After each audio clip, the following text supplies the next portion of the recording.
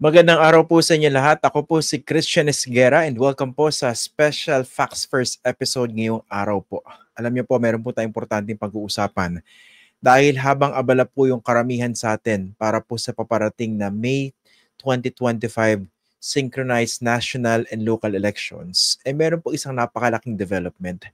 Dahil kasabay po dapat nitong eleksyon na ito sa May 2025 ay yung kauna-unahang eleksyon dyan po sa Bangsamoro Autonomous Region in Muslim Mindanao. Dapat po isasabay po yan sa May 2025 elections. Dahil una na po yan na-postpone noong 2022. Dapat kasabay po yan ng 2022 national and local elections. Pero ngayon, meron pong seryosong efforts coming from the Senate and from the House para i-postpone muli yung sanay eleksyon na, yung kauna-unahang BARM parliamentary elections from May 2025, gusto nilang i-move sa May 2026. Sa House of Representatives, ang nangunguna po dito sa effort na ito para i-postpone yung BARM parliamentary elections ay si Speaker Ferdinand Martin Romualdez. At sa Senado naman po, alam niyo po ba kung sino? Mismong si Senate President Francis Escudero. Usually, pag dalawang leader mismo ng kapulungan ang nagsusulong, mukhang sigurado na yan. At mukhang may basbas na yan ng Malacanang. So, sisilipin po natin kung yun ba talaga ang implications niyan. At mas i-analyze po natin, bakit ba gusto na namang i-postpone itong BARM parliamentary elections at makakatulong ba ito doon sa mga kapatid natin dyan po sa BARM? Ang makakausap po natin ay ang tagapamuno po. Siya po Executive Director ng think tank na nakabase po dyan sa Cotabato City, ang Institute for Autonomy and Governance. I'd like to welcome again to our program si Attorney Benny Bacani. Magandang araw, Attorney, and thank you for joining us dito sa Facts First again. Magandang araw sa iyo, Christian, and thank you for having me. Tama ba yung sinabi ko sa introduction? Dahil ang nagsusulong nitong postponement ay sina Senate President Jesus Escudero at House Speaker Ferdinand Martin Romualdez. Mukhang may basbas sa Malacanang at mukhang matutuloy ito. Tama ka, Christian. Ito ay sinusulong ng Malacanang at ang indication nga niyan ay yung mismong leaders of both houses of Congress. Kasi alam natin na budget season ngayon. Usually mahirap nang mag-legislate, okay, ng mga batas other than the budget, pero yan ay sinusulong pa rin. So that is an indication na napaka-laki ng posibilidad na yan ay mapapasa.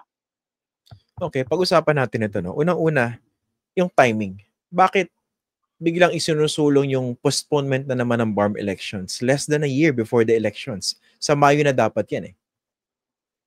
Oo nga eh. At alam mo ba, ngayong week, nag-file na ng mga COCs, yung magkakandidato. At yung mga partido naman ay nag-file na rin ng kanilang manifestation of intent to participate in the elections. No? Ang rason, bakit sinusulong ito, no, according to the Senate President at saka ng House Speaker, dahil sa decision ng Supreme Court, okay, sa kaso ng Province of Sulu. No? Itong kaso ng Province of Sulu kasi, okay, pinail pa yan mga 5 years ago pa, no? Yung pagkapasa pa lang ng Bangsamoro Organic Law. So ang Province of Sulu ay nag-file ng petition sa Supreme Court at ang sabi nila doon, unconstitutional ang Bangsamoro Organic Law dahil ito ay maraming mga provision na labag sa batas. Pangalawa, sinasabi nila na nag-no kami doon sa plebiscite. So dapat hindi kami kasama sa BARM. Okay, so nagdesisyon ng Supreme Court. Okay? Bago lang, okay, I cannot remember the exact date, pero yun ang decision ng Supreme Court, constitutional ang Bangsamoro Organic Law, pero labas na sa BARM ang Sulu. At yung decision na yon, very significant, nakasulat doon, immediately executory. so which means na dapat i-implement agad. Okay. Now, ngayon, nagsimula na yung preparation for the election. alam natin na kahit na nga yung governor ng Sulu na proclaim na ng Farm Grand Coalition na kandidato nila bilang chief minister So sa election. At meron din silang Farm Grand Coalition na ginawa. Now, ano naging epekto nun? So epekto nun, sabi ng COMELEC, hindi nakasama sa election ang Sulu. So, ang Sulu ay merong 7 parliamentary district seats. Okay, under the law ng districting law ng BTA, okay? O yung BTA, yung interim parliament ng Bangsamoro. So, anong gagawin doon sa 7? Okay, tapos sinasabi din ng BOL na 80 daw, yung 80 ang magiging miyembro ng regular parliament ng Bangsamoro. So, okay, kaya ang sabi ng COMELEC, kung susundin natin yung decision ng Supreme Court, okay, wala namang sinasabi ng Supreme Court na kasi hindi naman issue yung election Ang issue doon yung exclusion, Pero ang epekto noon sa election hindi na muna pagbobotohan yung 7. So ibabawas mo. Okay, so yun ibabawas mo yung 7. Wait. Magiging vacant yun? Sorry, magiging vacant siya? Magiging bakante. Magiging bakante. So ang pagpipilian lang yung 40 na party list, na regional party list, and supposedly 32 yung 32 yung districts kung kasama yung Sulu. Okay. Pero ima-minus mo yan, so 25 na lang. Okay. So yun yung legal issue dito ngayon na naging dahilan, sabi nila, dapat siguro i-postpone na muna yung election para magkaroon ng opportunity na magkaroon ng redistricting. Okay? So which means na yung 7 ng Sulu baka pwedeng ibigay na sa iba para makumpleto mo yung 80. Okay, So yun ang unang-unang dahilan kung bakit yung sinulong nila yung postponement, which is also based, ang naunang nag-request niyan ay ang BTA mismo na magkaroon ng postponement. Kasi yun ang isang dahilan, yung legal issues and implications sa election arising from the exclusion of Sulu. Okay, dito muna tayo sa legal issue na obvious naman, yung the need to redistribute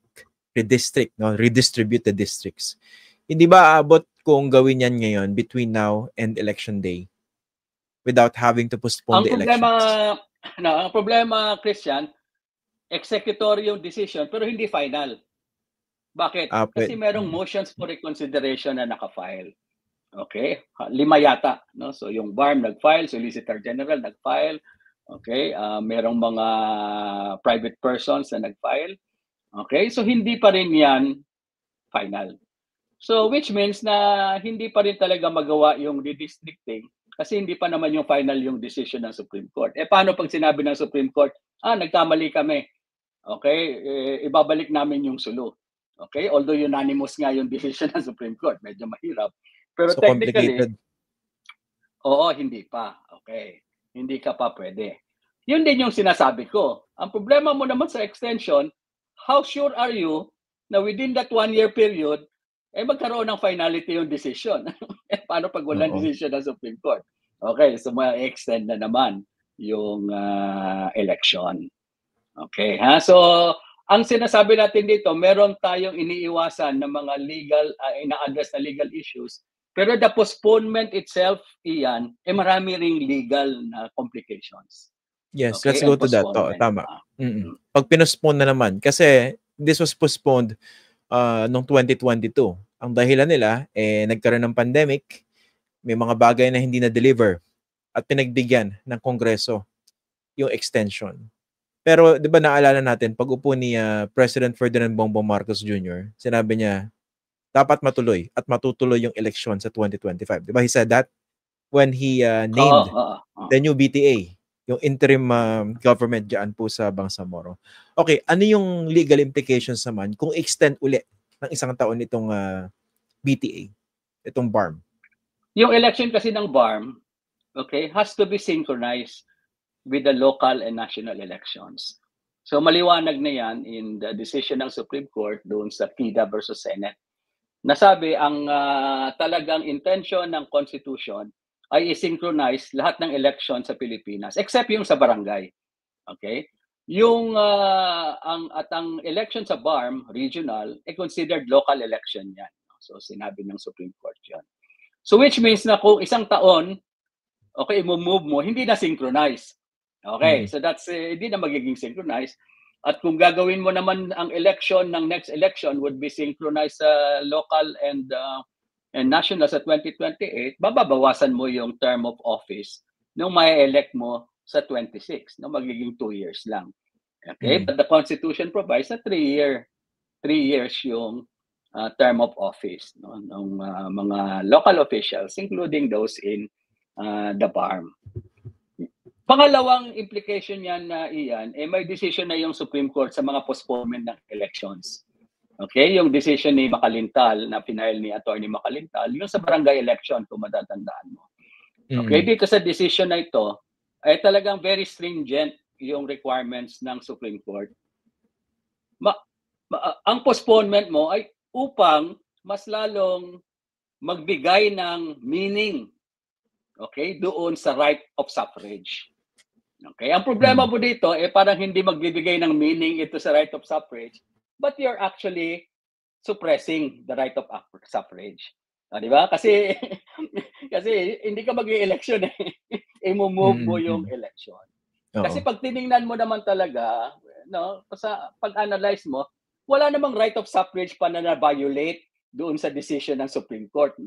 Di ba? Kasi yun naman talagang 7, talagang pangsulo yun. Kung hindi kasama yung sulo, talagang hindi sila kasama sa election. Kung excluded sila. So there's no technically, right of suffrage that is being violated. But if pwedeng ituloy without the 7. What you will be violating, what you will be violating is actually the right of suffrage of almost 3 million voters of BARM. Okay, ha? Yun ang dalawang legal and constitutional issues dito. Okay, if Attorney, you go by election. Okay. Attorney, may isa pang complication, sorry, no? Kasi for instance, kung ipasa na ito ng Kongreso at abrubahan ni President Marcos, syempre pwede rin itong questionin sa Supreme Court. Probably using the arguments that you mentioned, yes. Hindi ba? Yes, oo. Pag na-TRO ng Supreme Court yan, tuloy pa rin yung election. Yun okay. Nga Now, sinabi ni mag-TRO, tuloy yung election, no? Okay, kasi hindi valid yung postponement until the Supreme Court renders a final decision. Now, pero and by time element dito, iyan, no? Sabi ni COMELEC chairman doon sa hearing sa Senado na kailangan magdesisyon na talaga on or before December 13 yata kasi yun yung printing nila. Okay, so napakaliit ng panahon. So which means na kung desisyonan mo yan before December 13, talagang i-railroad mo talaga. Di ba? So, di ba? Wala na, di ba? Kahit na anong tingin mo yan, that's railroading already. No? So talagang ang di ba? Hindi ka na talaga makakapag-conduct ng real consultation diyan sa doon sa postponement ng election. Okay. At saka syempre, meron diba, pa tayo kung gusto mong yung sa political implications naman, meron din yan.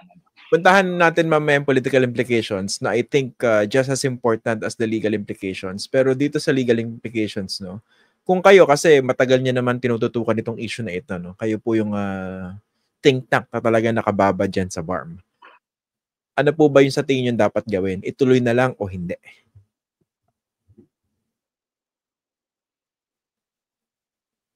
Yan, attorney. Ituloy na. Okay? Kahit na alam mo kasi ang problema, the more na dine-delay mo yan, the more na yung gobyerno mo humihina.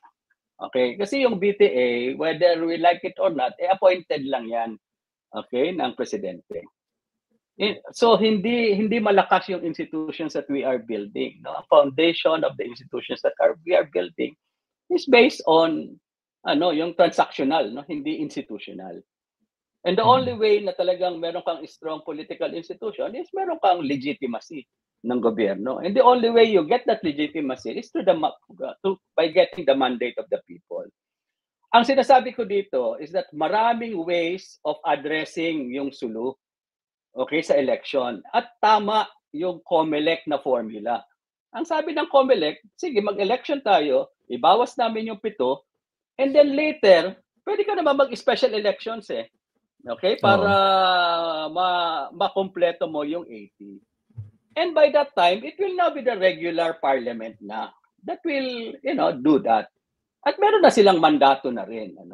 Hindi kagaya ngayon, there's so much of the suspicions, there's so much of yung trust. Ang problema ko kasi dito, trusting our institutions nag-erode yun. Okay, unang-una, saan ba galing yung proposal na yan?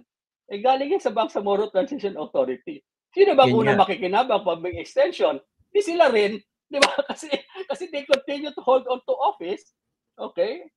Until magkaroon ng election. So the more that you delay the election, the more that they are benefited. And the more that the benefit is with the BTA that is appointed, the more people lose trust in institutions. Sino pang nagsusulong nito? Kung Malacanang nagsusulong nito, Malacanang is appointing the BTA.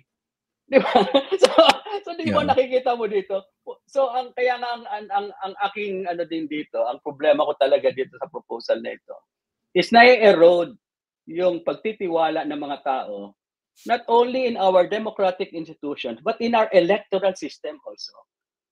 Unang-una, Ian, tingnan mo nakapag-file na yung mga tao, alam na sino yung tatakbo. Alam na sino yung mga nominees ng different political parties.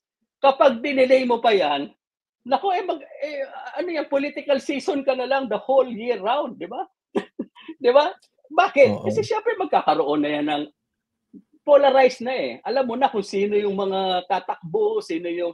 So magkakaroon yan. At ang takot pa natin dyan, yung security, Okay, ng security, ng those who are running. So, imagine mo, ang tagal-tagal mong itetenga yan.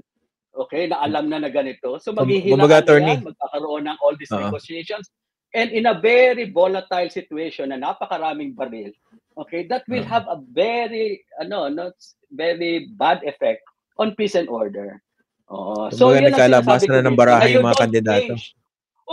You don't change the rules, okay, midstream, Ang problema sa ko nga dito, parang yung bang tinapon mo yung bata kasama ng tubig. Diba? You throw the baby with the bath water. Samantalang there are 1,001 ways by which you can address yung issue ng sulu. Tsaka yung sinasabi nilang, legal issues ng sulu, that's purely speculative. Diba? In the first place, wala pa namang decision yung Supreme Court Final decision yung Supreme Court doon.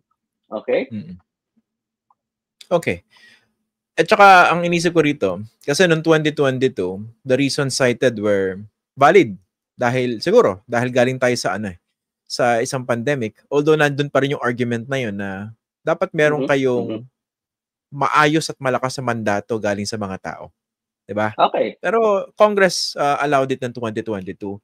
Ang inisip ko kasi dito, pag pinospone na naman ng 1 year, what would stop them from calling for another postponement para matuloy naman yung nire-request ng BTA na 2028 na lang para synchronize naman. Kumbaga, baka hindi maubusan ng dahilan for postponement. What do you think? Yun nga yung sinasabi natin Yun yung ating problema dyan. Kasi pag 1 year na naman yan, mapafile sa Supreme Court, sasabihin ng Supreme Court na dapat synchronize. Di sa 2028 na naman, Okay? And hindi na talaga siya, hindi na healthy to democracy. Okay, ang environment that we are building here. Tsaka these things are totally against the comprehensive agreement on the Bangsamoro and the Bangsamoro Organic Law. Kasi until and unless you usher in the regular parliamentary government, governance in the BARM will continue to be exclusive to certain groups, di ba? Hindi naman yan. That is not what we intend, okay, in the peace agreements and in the Bangsamoro Organic Law. Pangalawa, very important, Christian, is ano ba talaga ang foundation ng peace process? It is right to self-determination. Bakit pa tayo nagkaroon ng rebellion dito? Bakit nagkaroon ng peace process?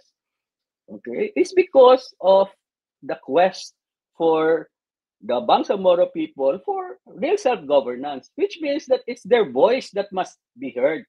not the voice of Manila, no? Pero ngayon with all the extension, yung voice of the Bangsamoro is really stifled, no? So kasi ang election is the expression of self-determination. Okay? So kapag hindi mo yan binigyan ng kahalagahan, you're not actually also giving importance to self-determination. Kaya nga sinasabi ko, I always say na ang reasons that are being raised now, okay, are really not compelling. Okay, mababaw na dahilan yan para to suppress the right of suffrage, okay, and to suppress the right of self-determination of the Bangsamoro. Sino bang clearly makikinabang po kung sakaling i-postpone na naman by 1 year at least yung election politically? Well, depende kasi dito sa sa proposal ngayon magkakaroon na naman daw ng mga bagong miyembro eh. Oo, mag-appoint ng bagong BTA. On the ground, we know what it means to organize the BTA. All the lobbying, all the conflicts, all the intrigues, you all reorganize, you will have to hire people again. Siyempre, kasi may bagong tao eh. Eh kung gusto nila maggawa ng batas yung BTA to address yung Sulu, eh baka tapos na yung 1 year hindi pa nakaayos yung yung organization kapag may mga bagong tao. Now, kung yung mga nakaupo naman ngayon will just continue, okay, so sila makikinabang. But please take note, they were the ones who called for the extension in the first place. Di ba? Di ba? Ibig sabihin, alam nila na hindi pa naman sila pwede mag-reapportion kasi hindi pa final yung decision ng Supreme Court. So why make that an issue now? Okay, ha? So yun ang kaya ang mga tao is losing their trust, no, in their institutions. And sa akin yan, that is very bad for the peace process. If people lose trust in institutions, especially in the electoral system. Okay, ha? Attorney, so kasi yan yung mitsa, yan yung trigger of conflict and violence. Attorney, in simpler terms, mukha bang merong matinding element ito ng perpetuation in power using the Supreme Court decision as an excuse para mapatagal yung pananatili sa pwesto ng mga nandyan without having to subject themselves to an election. Mukhang yan po ba yung lumalabas? Kaya nga kailangan ng consultation. Di ba? Kasi hindi naman para sa atin magsabi niyan eh. No? Kundi it is now up to the Congress, to the House, and to the Senate. No? So kung papayag lang sila na dahil utos ng Malacanang, okay, at dahil hiniling ng BTA, okay, wag na nating busisiin yan, wag na nating tingnan kung ano ba yung mga implications talaga niyan, at wag na tayong magkaroon ng consultation kasi wala nang oras, that is their call. Pero ang panawagan natin, no, IAG at yung mga stakeholders, no, so ang daming yung mga stakeholders ngayon, no, na because we are on the ground, we know what people feel, no?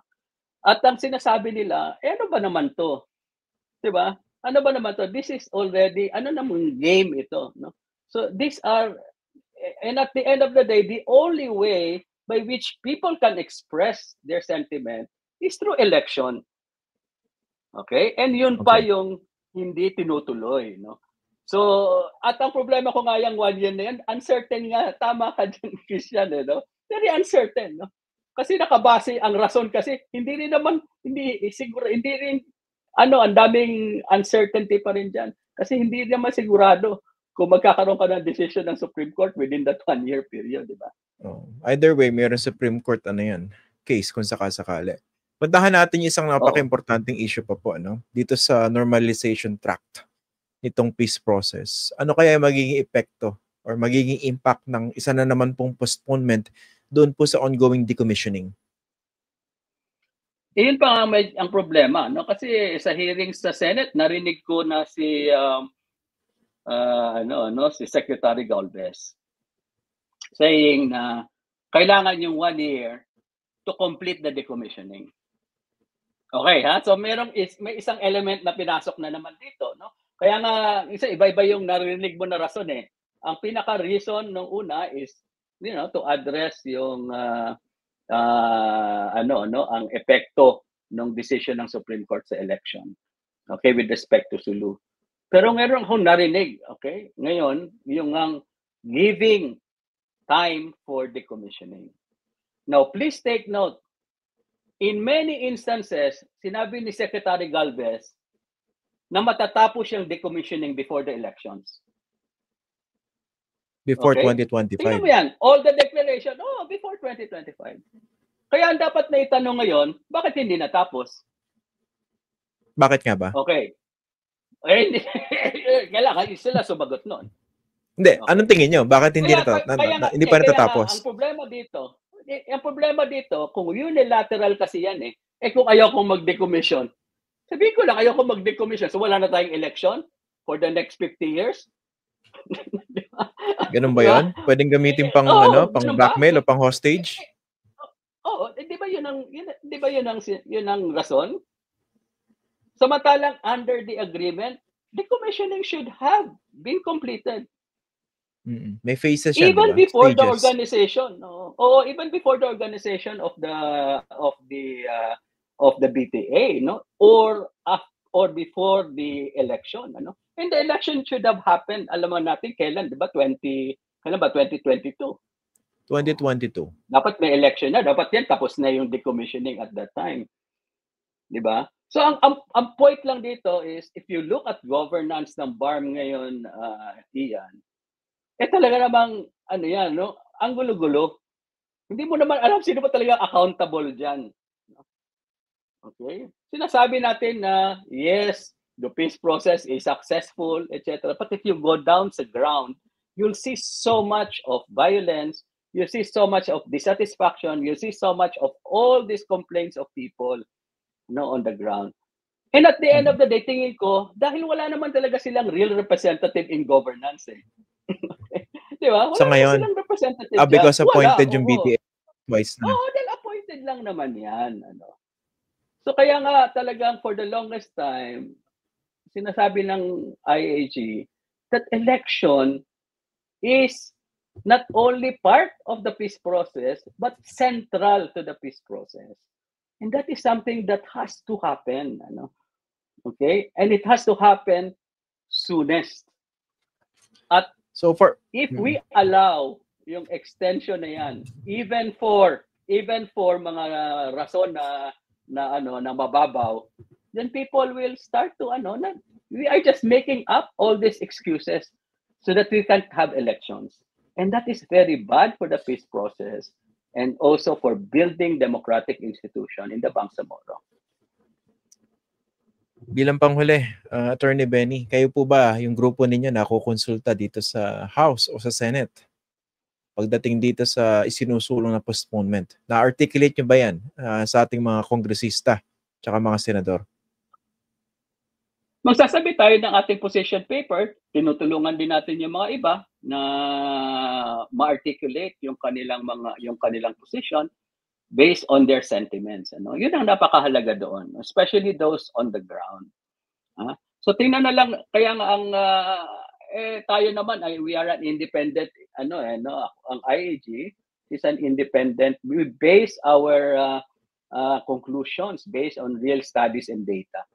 Okay? And we do a lot of surveys, we do a lot of discussions. Alam mo, nakakalungkot, iyan sabihin ko lang sa iyo, napakaraming dissatisfied. Yung nga lang, hindi pwedeng magsalita in public. Bakit? Makakancel ba? Oo, di ba? Yung So, makikita mo kahit na sabihin mo yung, ano ba talaga yung, for instance, the Moro representatives in Congress. Okay? Yung Moro representatives of Congress, do they really believe that this has to be postponed? Or only because they cannot say no to Malacanang? Okay? They cannot say no to the leaders of the House. So again, question of right to self-determination na naman to. Ano ba talaga yung gusto ng mga constituents mo? At the end of the day, Bangsamoro leaders have to make that decision. You cannot play both sides. Okay? Binigyan ka na nga ng autonomy eh. Then use that to promote yung right to self-determination of your own people. No? And not because at the end of the day, kapag hindi nangyari yan, ano ang kalalabasan? Alam mo, palagi sinasabi, baka magkagera uli eh. Baka yung mga magre-rebelde. Hindi ho. Okay, I tell you this. Okay? Ang next na source of violence will be violent extremism. Okay? So hindi na ho yan magpe-peace process. Hindi na yan makikipag-usap pa. At hindi yan, okay? Hindi yan tatanggap ng appeasement and accommodation. Precisely because people will be so fed up na their sentiments, okay, and their grievances are not really heard, that they go the extreme way, of expressing their sentiments. So, yon. Maybe that's the last. Well, sana hindi mangyari kasi masasayang yung yung napakahabang peace process. Precisely. Well, precisely. Kaya ang panawagan natin sa Congress, wag naman ho sana yung i-railroad ito. Okay? Kasi kawawa ho talaga yung mga tao on the ground, and this will really have a very, very bad, impact, on building institutions, on building democracy, and on building peace in the Bangsamoro. Okay. Attorney Benny Bacani, maraming salamat po for joining us today dito sa Special Facts First episode. Maraming salamat po. Okay, thank you din, Christian. Yan po si Attorney Benny Bacani, nakausap po natin patungkol po dito sa isinusulong na naman po na postponement ng dapat sana kauna-unahang BARM parliamentary elections. From 2025, gusto nila gawing 2026. So nailatag po natin lahat ng mga issues dyan, and sana patuloy po natin tutukan ito dahil napaka-importante po nito. Hindi lang po para sa mga kapatid po natin dyan sa Bangsamoro Autonomous Region and Muslim Mindanao, kundi para po sa buong Pilipinas, sa totoo lang. Okay, ako po si Christian Esguerra. Maraming salamat po for joining us today. See you in the next Facts First episode. Magandang araw po.